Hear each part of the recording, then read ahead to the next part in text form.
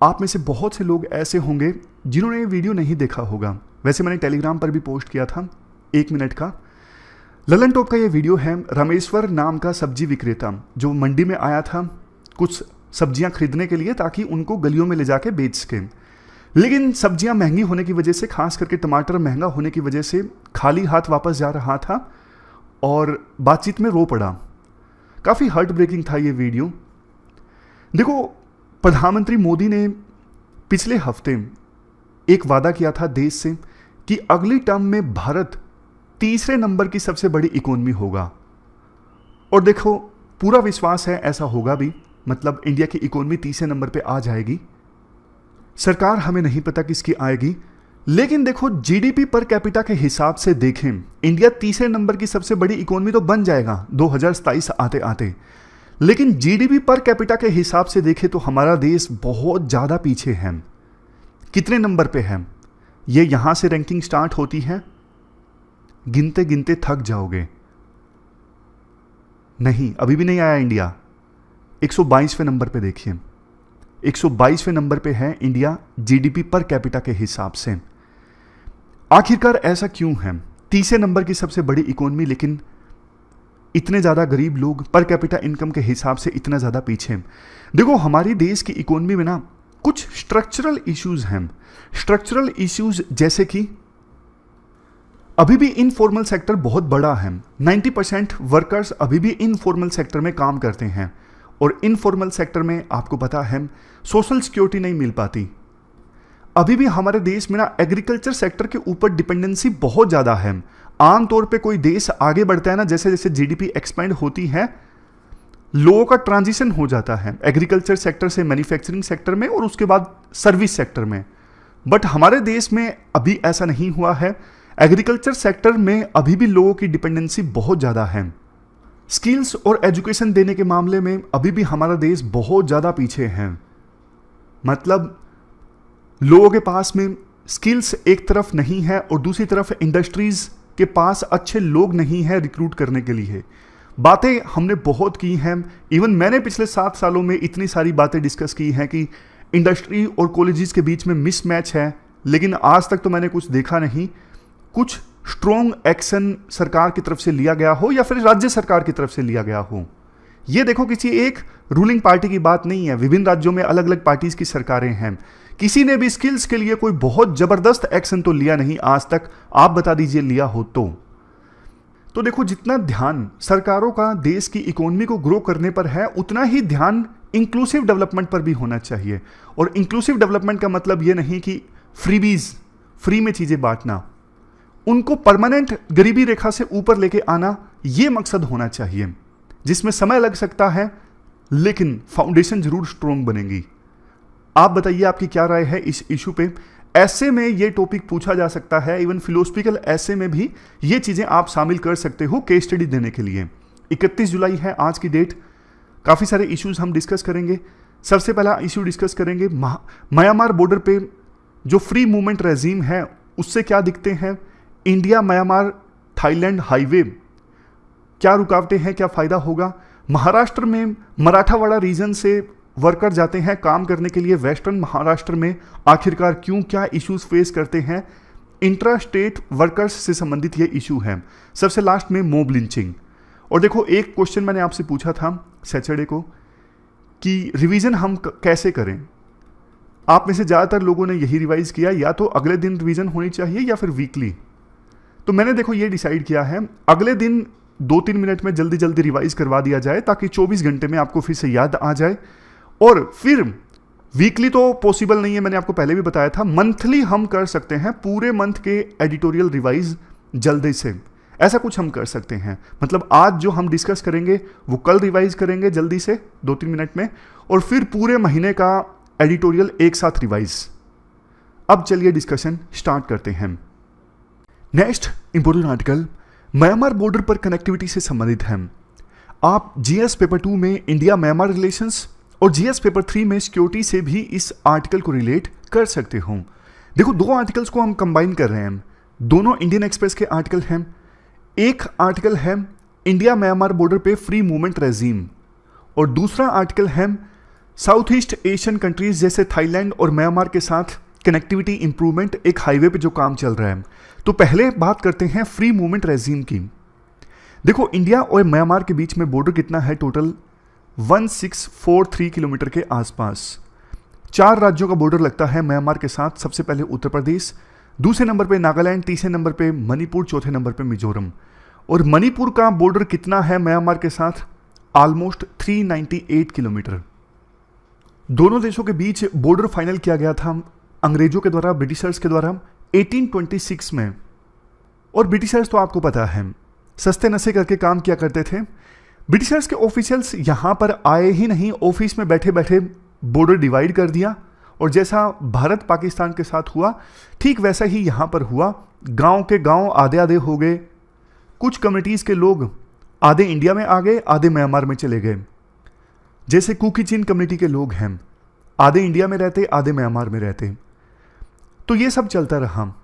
Finally देखो 2018 में ना एक फ्री मूवमेंट रेजिम का एग्रीमेंट साइन किया गया म्यांमार और इंडिया के बीच में। 2018 में ये साइन हुआ था।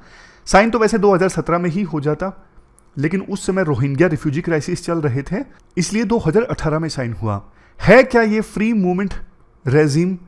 देखो इसके अनुसार इंडिया म्यांमार बॉर्डर पर, जैसे ये मान लीजिए म्यांमार है, यहाँ पर इंडिया है, तो इंडिया म्यांमार बॉर्डर पर जो ट्राइबल लोग हैं ना, वो बॉर्डर को क्रॉस करके एक दूसरे के देश में आ सकते हैं बिना वीजा की सहायता से 16 किलोमीटर तक।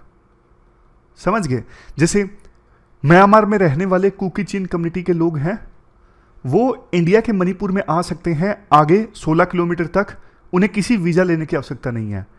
उसी प्रकार मणिपुर में जो कुकी चिन कम्युनिटी के लोग रहते हैं, वो म्यांमार में बॉर्डर के आगे 16 किलोमीटर तक जा सकते हैं बिना वीजा लिए। ये है फ्री मूवमेंट रेजिम। अब इससे देखो बॉर्डर पर रहने वाले ट्राइबल्स को काफ़ी फायदा होता है, व्यापार बढ़ता है और कल्चरल जो एक्सचेंज है ट्राइबल कम्युनिटीज़ के बीच में वो बढ़ता है। ट्राइबल कम्युनिटीज़ की आपस में शादियाँ हुई हैं। बहुत सारे कुकी चिन कम्युनिटी के परिवार हैं जिन्होंने शादी म्यांमार में कर रखी है, उसी प्रकार से वाइस वर्सा। भारत सरकार ने अपनी एक्ट ईस्ट पॉलिसी को सोचकर भी, ध्यान में रखते हुए भी इस रेजिम को इम्प्लीमेंट किया था, ताकि इंडिया म्यांमार के बीच में रिलेशन और ज़्यादा स्ट्रॉन्ग हो और इंडिया ईस्ट में अपनी पकड़ और मजबूत बनाए।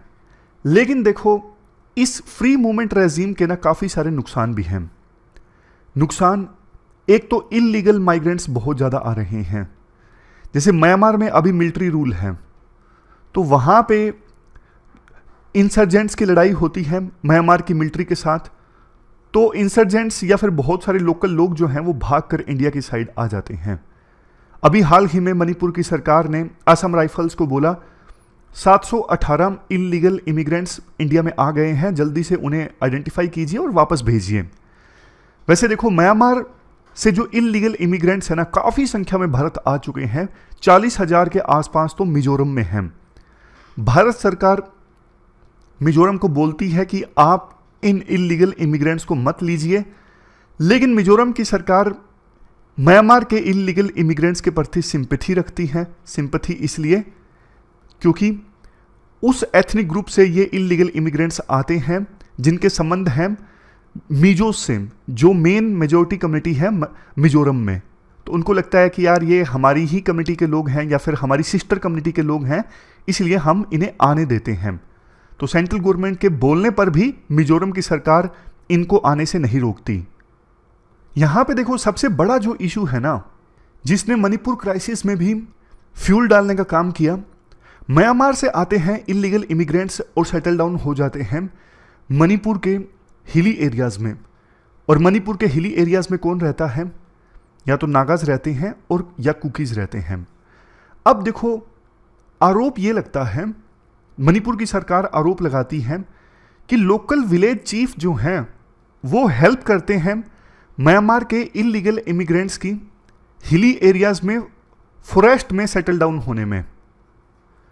इस कारण से डिफोरेस्टेशन भी होता है और इसमें लोकल जो विलेज के चीफ है ना वो मदद करते हैं। मतलब एक प्रकार से कुकी कम्युनिटी के जो लोकल विलेज चीफ हैं उन पे आरोप लगता है।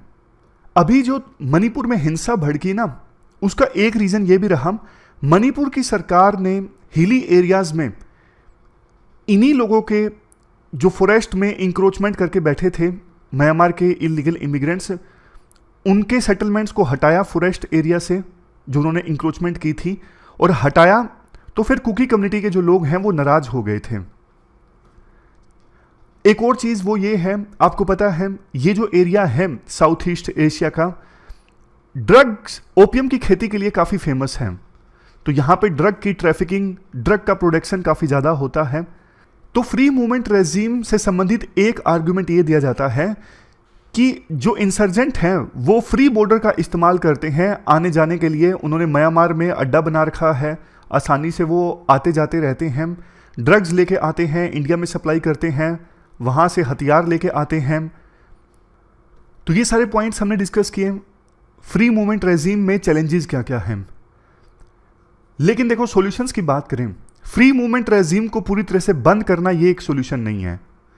एक्चुअल में ना, अगर इसे बंद भी कर दिया जाए ना और फेंसिंग कर दी जाए इंडिया म्यांमार बॉर्डर पर, अभी फेंसिंग नहीं है पूरी तरह से, लेकिन फिर भी क्या ड्रग ट्रैफिकिंग को रोका जा सकता है? आंसर है नो। क्या फिर भी इलीगल इमिग्रेंट्स को रोका जा सकता है? आंसर है नो। वो तो वैसे भी आएंगे, जिनको आना है अपना रास्ता वो ढूंढ ही लेंगे।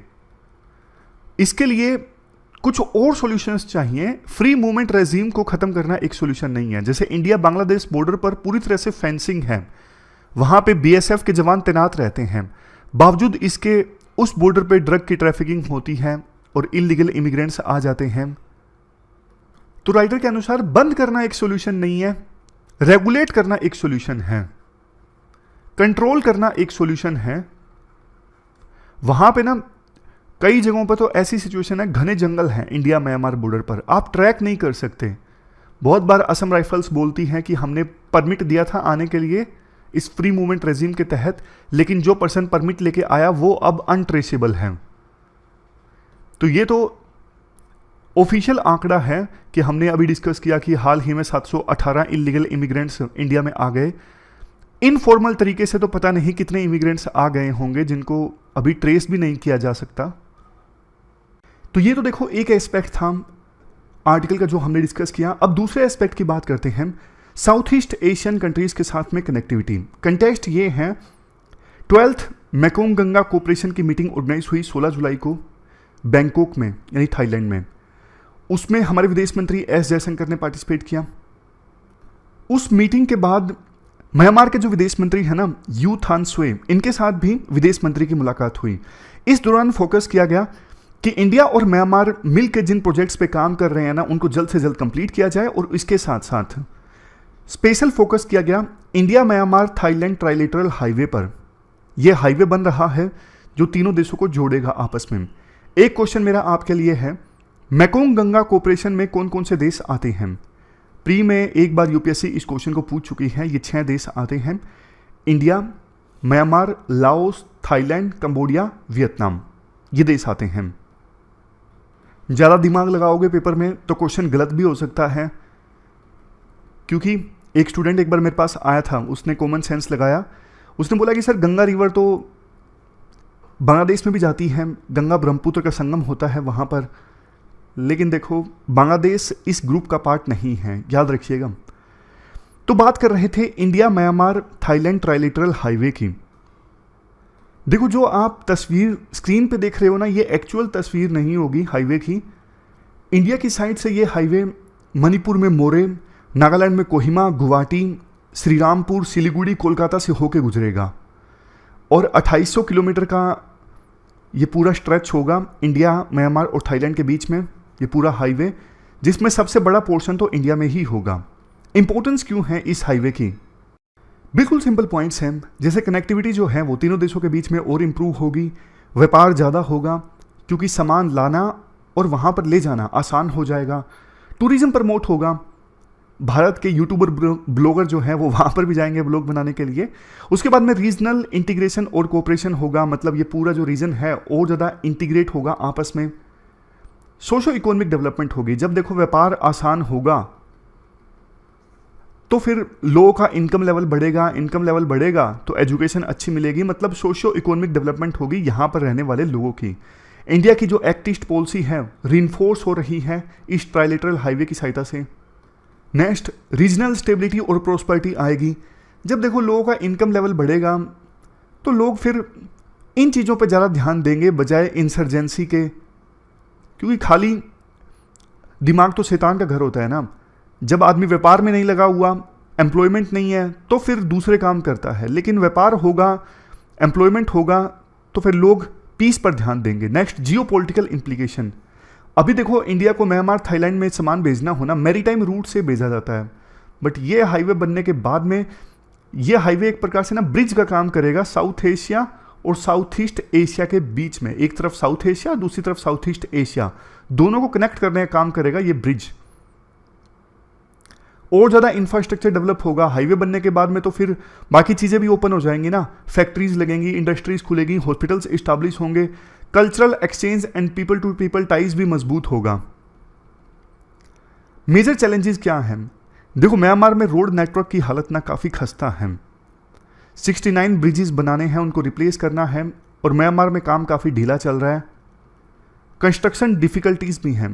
एक सेगमेंट है इसी हाईवे पे कलेवा एंड यारगी, यहाँ पर ना बहुत मुश्किल है रोड कंस्ट्रक्ट करना, काफ़ी शार्प कर्व्स हैं और स्लोप काफ़ी स्टीप है, 80 डिग्री पे, 70 डिग्री पे, तो यहाँ पे रोड बनाना काफ़ी डिफिकल्ट साबित हो रहा है।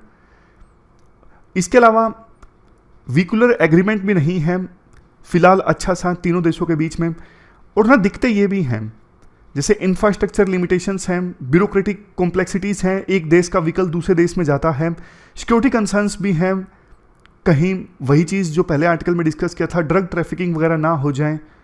इंडिया में व्हीकल्स के चलने के अलग रूल्स हैं, म्यांमार में अलग रूल्स हैं, तो उनको स्टैंडर्डाइज करने में दिक्कत आएगी। म्यांमार में रोड बनाने में ये दिक्कत ये आ रही है, लैंड को एक्वायर करना और कंपनसेशन देना। फंडिंग के लिए कंस्ट्रेंट्स हैं, उनके पास पैसे नहीं है रोड बनाने के लिए। लोकल कम्युनिटी भी विरोध कर रही है कहीं कहीं कि आप ये रोड मत बनाइए। लास्ट में कुछ सजेशंस भी हैं, म्यांमार की मदद करें इंडिया जो इंफ्रास्ट्रक्चर संबंधित लिमिटेशंस हैं उसको एड्रेस करने में। मतलब अगर फंड दिलवाया जा सकता है इंटरनेशनल फाइनेंशियल इंस्टीट्यूशन से तो फंड दिलवाए, जहाँ पे रोड डिफ़िकल्ट है बनाना वहाँ पे इंडिया हेल्प करे, अपनी एक्सपर्टीज से वहाँ पे रोड बनाया जा सकता है। पॉलिसी कोऑर्डिनेशन होना चाहिए। आसियान जो है साउथ ईस्ट एशिया की मेन ऑर्गेनाइजेशन है, इंडिया इसके साथ भी डील करे क्योंकि म्यांमार और थाईलैंड वो तो पार्ट है ना आसियान के। इंडिया फिलहाल देखो कमिटेड तो है म्यांमार में डेमोक्रेटिक ट्रांजिशन के लिए, बट इस बार इंडिया प्रैक्टिकल है। इंडिया म्यांमार की जनता गवर्नमेंट के साथ में भी जो मिलिट्री गवर्नमेंट है इसके साथ भी डील करना चाहता है। इंडिया चाहता है कि अपना इंटरेस्ट पहले देखो, चाहे म्यांमार में कोई भी गवर्नमेंट हो। ज़्यादा कोऑपरेशन होना चाहिए इंडिया म्यांमार और थाईलैंड के बीच में, अलग अलग ऑर्गेनाइजेशंस में भी और अलग अलग प्लेटफॉर्म्स पर भी, ताकि ये इस इनिशिएटिव को इम्प्लीमेंट करने में किसी प्रकार की बाधा ना आए। तो ये पूरा आर्टिकल हमने डिस्कस किया, चलते हैं आगे। इसके बाद नेक्स्ट आर्टिकल महाराष्ट्र के शुगर फील्ड्स की कड़वी सच्चाई से संबंधित है। आप जीएस पेपर 3 के इस टॉपिक से आर्टिकल तो रिलेट कर सकते हो। कंटेक्स्ट देखो ये है, बॉम्बे हाईकोर्ट ने ना एक इशू का स्वयं संज्ञान लिया है, यानी सू मोटू कोग्निजेंस लिया है। वो है इंट्रा स्टेट वर्कफोर्स। मैं आपको बताता हूँ, देखो महाराष्ट्र के ये जो डिस्ट्रिक्ट है ना, बीड, जालना, उस्मानाबाद, लातूर, नांदेड़, ये मराठावाड़ा रीजन है। यहाँ पे ना पानी की बहुत ज़्यादा कमी हो जाती है। पानी की कमी वाले ये इलाके हैं। रबी की फसल के बीज बोने के बाद ना यहाँ पे जो लेबर है ना उनको कोई काम नहीं मिलता, तो वो ना महाराष्ट्र के इस रीजन में आ जाते हैं।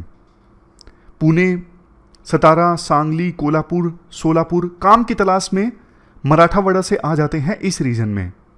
इस रीजन में क्योंकि बहुत ज़्यादा शुगर केन के फील्ड्स हैं, शुगर फैक्ट्रीज़ हैं, तो काम यहाँ पे आसानी से मिल जाता है। बट देखो जो माइग्रेंट वर्कर्स महाराष्ट्र के मराठावाड़ा रीजन से इस रीजन में आते हैं ना काम करने के लिए, जो मैं आपको हाईलाइट कर रहा हूँ, ये शुगर फील्ड्स वाला रीजन हरे रंग वाला, यहाँ पे ना इनका काफ़ी शोषण होता है। मतलब इनको इनके अधिकार नहीं मिलते और इसी का संज्ञान लिया है बॉम्बे हाईकोर्ट ने।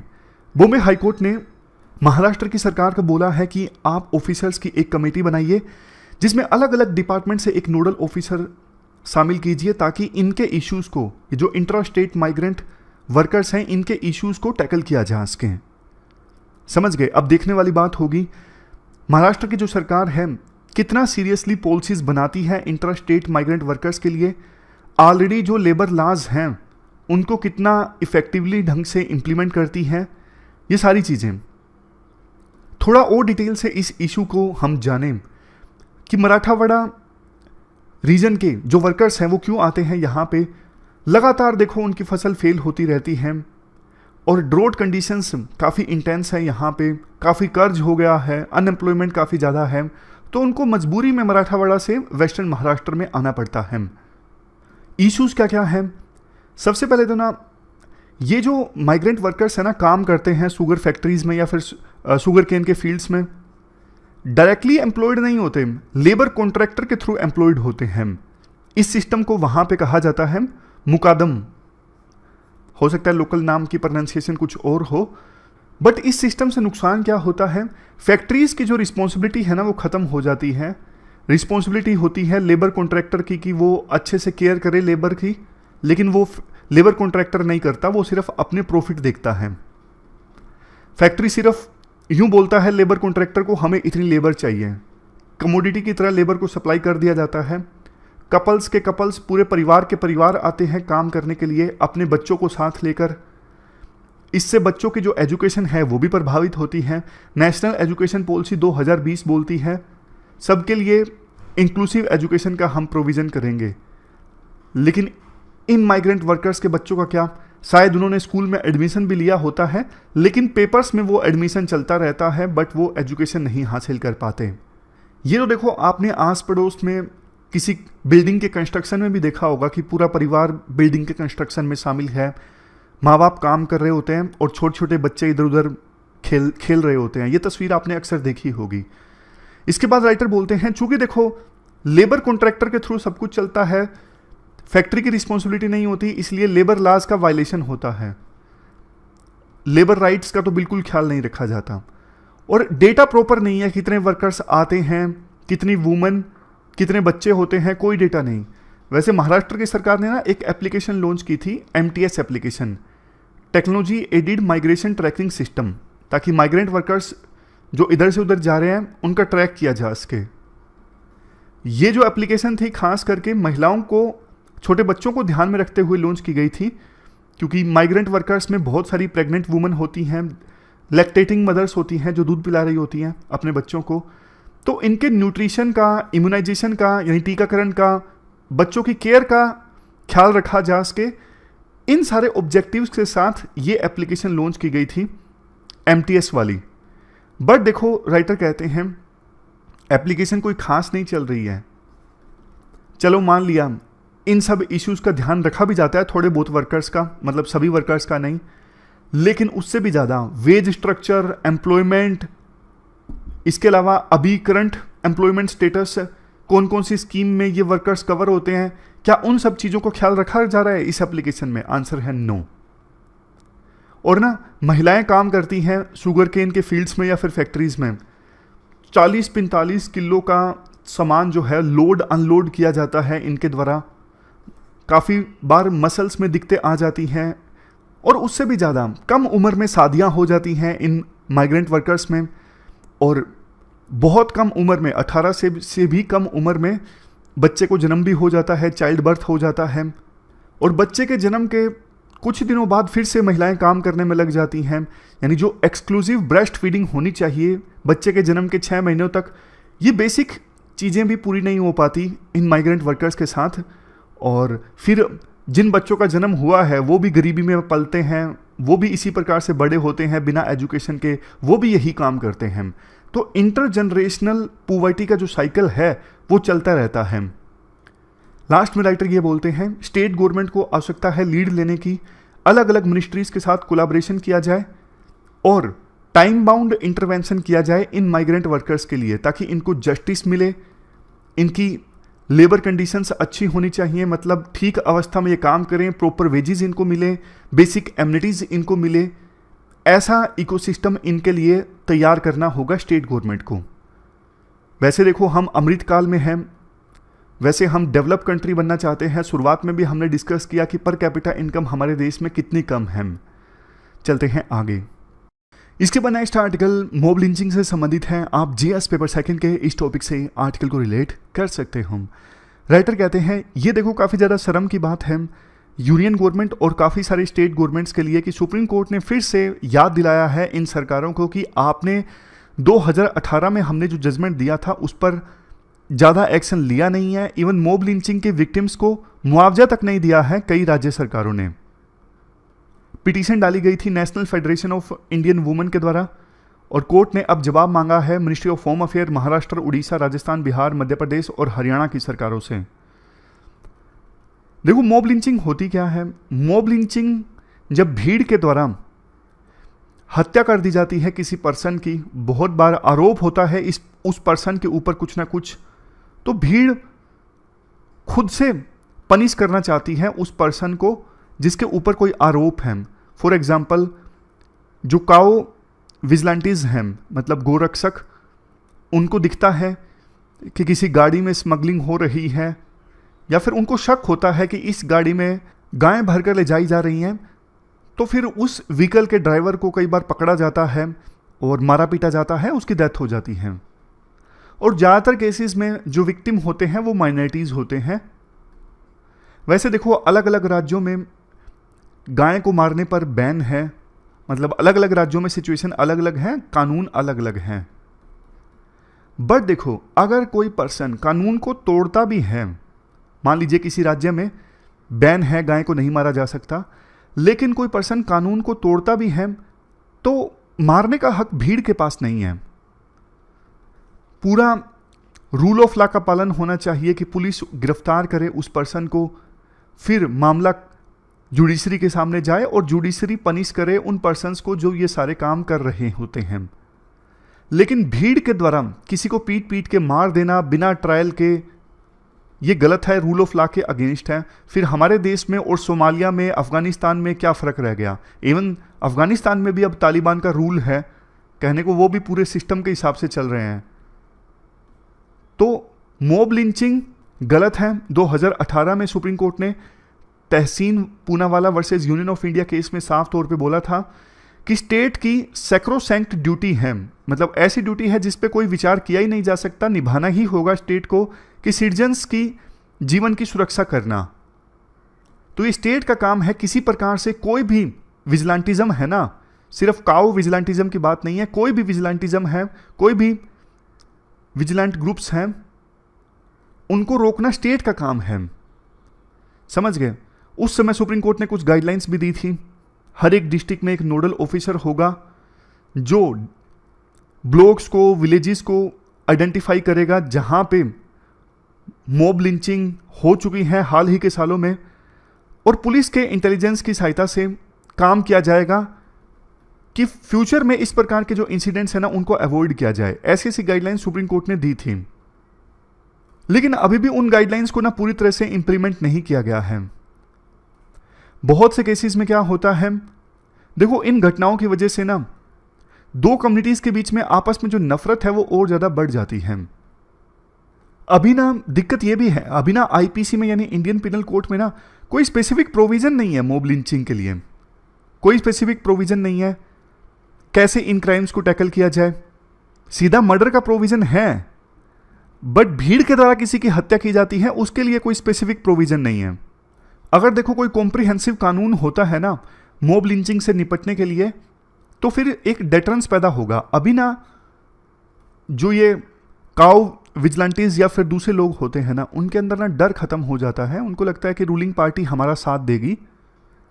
तो पॉलिटिकल विल भी होनी चाहिए। सरकार एक कड़ा सिग्नल दे कि भैया जो कानून तोड़ेगा हम उनके साथ नहीं है बिल्कुल भी। और विपक्ष को भी समझना चाहिए कि इन इंसिडेंट्स में ना पॉलिटिक्स ना हो। ये जो इंसिडेंट्स है ना पूरे देश के लिए सही नहीं है, क्योंकि जब ऐसे इंसिडेंट्स होते हैं तो आपको भी पता है देश की इमेज खराब होती है, दो कम्युनिटीज़ के बीच में टेंशन्स पैदा होती हैं और इन्वेस्टमेंट नहीं आती जब देश की इमेज खराब होती है, तो लैंड ऑर्डर की समस्या पैदा होती है क्योंकि दो कम्युनिटीज़ के बीच में नफरत पैदा हो जाती है, और कई बार फॉल्स इन्फॉर्मेशन के स्प्रेड होने की वजह से ऐसे इंसिडेंट्स होते हैं। एकदम से व्हाट्सएप ग्रुप पे खबर फैल गई कि हाँ एक ट्रक देखा गया है जो गाय भर के ले जा रहा है, लेकिन वो फॉल्स इन्फॉर्मेशन होती है, तो उस शक के आधार पर किसी ट्रक को रुकवा लिया जाता है, फिर मारपीट की जाती है ड्राइवर के साथ, लेकिन बाद में पता लगता है कई बार कि सिर्फ शक था और कई बार गाय मिलते भी हैं, लेकिन उसी समय फिर पुलिस को बुला लेना चाहिए, पुलिस फिर फर्दर कार्रवाई करे। राइटर कहते हैं देखो मॉडर्नाइजेशन की वजह से ना विभिन्न कम्युनिटीज़ के बीच में जो पहले बॉन्ड हुआ करता था ना, वो बॉन्ड पहले से कमज़ोर हुआ है, और अनएम्प्लॉयमेंट की रेट काफ़ी ज़्यादा है। इसकी वजह से बहुत सारे जो इंडिविजुअल्स हैं अपनी सोसाइटी से डिसकनेक्टेड महसूस करते हैं, इसी वजह से वो गलत रास्ते पर चले जाते हैं। ये लोग किसी भी कम्युनिटी में हो सकते हैं। नेक्स्ट पॉइंट देखो, जिस कम्युनिटी के विक्टिम्स होते हैं ना, डिप्रेस्ड सेक्शन के विक्टिम होते हैं, उस कम्युनिटी पर बहुत गहरा ट्रामा होता है कि अच्छा इनको मारा गया है, भीड़ ने पीट पीट के हत्या कर दी है, तो इन इंसिडेंट्स का उनकी साइकी पे काफ़ी गहरा असर पड़ता है। ये नुकसान होते हैं। स्टेट के लिए काफ़ी ज़्यादा ख़राब बात है कि वो सिटीजन्स के फंडामेंटल राइट्स की सुरक्षा नहीं कर सका। इकोनॉमी के लिए नुकसानदायक बात है मॉब लिंचिंग, हर लिहाज से नुकसान है। प्रोएक्टिव स्टेप्स लेने की आवश्यकता है। देखे सरकार कहाँ पे अफवाहें फैल रही हैं, लोकल कौन कौन से ग्रुप हैं जो काउ विजिलेंटिज्म का काम करते हैं, ताकि उनसे एंगेज किया जा सके कि आप हमें बताइए, हम एक्शन लेंगे अगर कानून के खिलाफ कोई भी जाएगा तो। स्पेशल कोर्ट्स बनानी चाहिए ताकि जो मॉब लिंचिंग के आरोपी हैं उनको जल्द से जल्द सज़ा दिलाई जाए और लोगों में एक मैसेज जाए। स्पेशल एक लीगल फ्रेमवर्क होना चाहिए। अभी जो कानून नहीं है ना, आईपीसी में स्पेशल कानून होना चाहिए मॉब लिंचिंग के लिए, और जल्द से जल्द इन केसेस का निपटारा भी हो, जल्द फैसला आए। इसके अलावा सिटीजन्स को अवेयर करने के लिए कैंपेन चलाया जाए, और इसके साथ साथ सोशल मीडिया को भी मॉनिटर किया जाए, कोई अफवाहें ना फैलाए। इंटेलिजेंस नेटवर्क को स्ट्रॉन्ग बनाया जाए, लोकल इंटेलिजेंस नेटवर्क को, और कम्युनिटीज़ के साथ एंगेज किया जाए ताकि दो कम्युनिटीज़ के बीच में जो भी गैप है उसे फिल किया जा सके। मीडिया की भी रिस्पॉन्सिबिलिटी बनती है यहाँ पे कि मीडिया रिस्पॉन्सिबल रिपोर्टिंग करे इशू की, और लिंचिंग की घटनाओं को सेंसेशनलाइज ना करे। इससे क्या होता है, दो कम्युनिटीज़ के बीच में नफरत और ज़्यादा बढ़ती है, पॉलिटिक्स हो जाती है इन इंसिडेंट्स में। सबसे लास्ट में देखो, मॉब लिंचिंग की घटनाओं को रोकने के लिए ना स्ट्रॉन्ग पॉलिटिकल विल और लीडरशिप तो चाहिए ही। कोई भी पार्टी हो उसका लीडर स्ट्रॉन्गली स्टैंड ले मॉब लिंचिंग के अगेंस्ट। सरकार भी स्ट्रिक्ट स्टैंड ले, मतलब चुप्पी नहीं होनी चाहिए, स्ट्रॉन्ग एक्शन होना चाहिए इन घटनाओं पर। तो ये पूरा आर्टिकल हमने डिस्कस किया मॉब लिंचिंग से संबंधित। इसके बाद आज की एथिकल डेफिनेशन है हार्मनी। हार्मनी देखो, वो सिचुएशन, वो स्टेट होती है जब कुछ इंडिविजुअल्स, कुछ ग्रुप्स या फिर दूसरी चीज़ें आपस में शांति से एग्जिस्ट करती हैं। समझ गए? यहां पे देखिए, harmony refers to state of peaceful coexistence, शांति से साथ में रहना। किनका? इंडिविजुअल्स हो सकते हैं, ग्रुप्स हो सकते हैं, कोई दूसरी चीज हो सकती है, विचार हो सकते हैं। फॉर एग्जाम्पल कहते हैं ना, मैं हार्मनी में नहीं हूं, इसका मतलब यह होता है कि जैसे मेरे अंदर ना मेरे विचार, मेरे एक्शंस, मेरे बिलीव्स, उनके बीच में ना आपस में बैलेंस नहीं है। तो इसका मतलब होता है कि पर्सनल हार्मनी नहीं है मेरे अंदर। जब देखो कोई कम्युनिटी, फॉर एग्जांपल हिंदू मुस्लिम आपस में शांति से रहते हैं, इसका मतलब उनके बीच में सद्भाव है, उनके बीच में हार्मनी है, पीसफुली को एग्जिस्ट कर रहे हैं एक ही जगह पे दोनों आपस में। तो ये मतलब है हार्मनी का। आप अपनी पर्सनल लाइफ से एग्जांपल दीजिएगा, कब आपने पर्सनल डिसहार्मनी को फेस किया, मतलब आपके अंदर आपकी फीलिंग्स, आपके एक्शंस, आपके थॉट्स के विचार में बीच में इक्विलिब्रियम कब डिस्टर्ब हो गया, कब बैलेंस गड़बड़ा गया। आप ऐसा कोई एग्जांपल दीजिएगा पर्सनल डिसहार्मनी का। कुछ ही लोग कमेंट करते हैं, बाकी तो करते ही नहीं है। मैंने एक बार बोला था पिछले महीने कि आप वीडियो को लाइक डिसलाइक जो भी करना चाहो कर दो, इससे यूट्यूब का एल्गोरिथम जो होता है वो प्रमोट होता है। कोई करता ही नहीं है यार। जीवन में ऐसा मत बनना, मतलब बाय स्टैंडर की तरह। जैसे कोई एक्सीडेंट हो जाता है ना, बाय स्टैंडर खड़े रहते हैं, कुछ नहीं, तमाशा देखते हैं। आप ना जिंदगी में कुछ भी करना है, तमाशा देखने वाले लोगों में से मत शामिल होना। मतलब कोई फ़र्क ही नहीं पड़ता है, कोई कुछ भी मतलब बोल दे। एक्शन में रहना, कि मैं एक ऐसा इंसान हूं जो एक्शन में बिलीव करता है। समझ गए? इसके बाद क्वेश्चन है आज का, if a country is to be corruption free and become a nation of beautiful minds. Abdul Kalam साहब का ये कोट है, अगर आप चाहते हो देश करप्शन फ्री बने और ब्यूटीफुल माइंड्स का देश बने तो 3 सोसाइटी के मेंबर्स को रोल प्ले करना होगा जो डिफरेंस क्रिएट कर सकते हैं।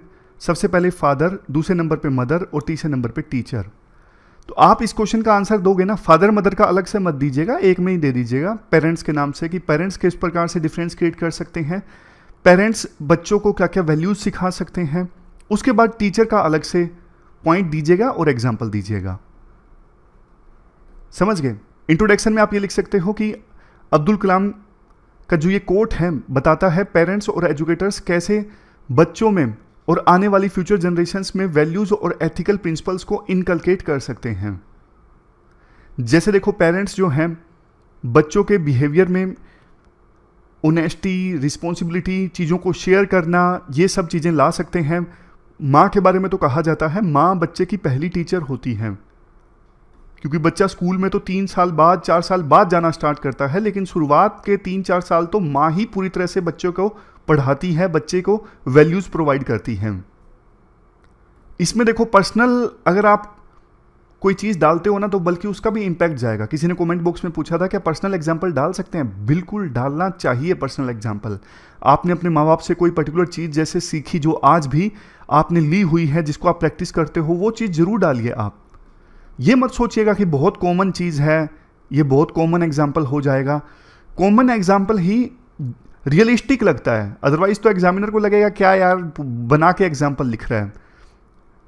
जो नॉर्मल लाइफ के कॉमन एग्जाम्पल्स होते हैं ना, वो दे सकते हो। यूँ मत सोचिएगा कि एग्जाम्पल काफ़ी कॉमन है, इनोवेटिव आइडिया कोई लेके मैं आऊँगा, वो एग्जामिनर को यूँ लगेगा बना के एग्जाम्पल दे रहा है, ये प्रैक्टिकल चीज़ नहीं है। टीचर बच्चे को बहुत कुछ सिखाता है। क्लास में बच्चे को बहुत सारी वैल्यूज़ टीचर प्रोवाइड करता है, जैसे टॉलरेंस की वैल्यू है और शेयरिंग की वैल्यू है, आपस में शेयरिंग करना सिखाता है। फिर सब्जेक्ट्स के टीचर बच्चे को बहुत कुछ सिखाते हैं, डिसिप्लिन सिखाता है। बच्चा ना अभी तक स्कूल में नहीं गया होता है ना, तो खुला आज़ाद होता है, लेकिन स्कूल में टीचर डिसिप्लिन की वैल्यू सिखाता है बच्चे को। और अगर एक सिटीजन डिसिप्लिन वे में चलेगा तो देश का कितना फ़ायदा कर सकता है। तो आप पहले ये बताइएगा पेरेंट्स बच्चे को क्या सिखाते हैं, टीचर्स बच्चे को क्या सिखाते हैं, फिर उससे देश कैसे बढ़िया होगा वो चीज़ भी आप लिंक कीजिएगा। समझ गए?